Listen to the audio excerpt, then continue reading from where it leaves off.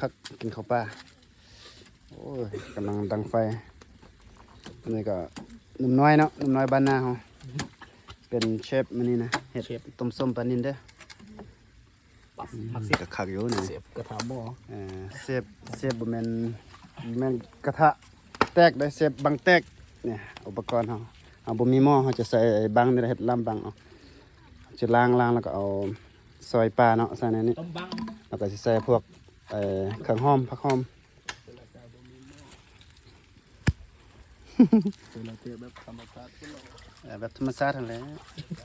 ธรรมชาติใส่ลำบังเอาบังนั่นแหละเฮ็ดนี่ก็ล้างผักหอมผักชีหอมบัวหอมเทียมอันนี้ท่านผู้ชม ท่านผู้ชมที่ดีคัก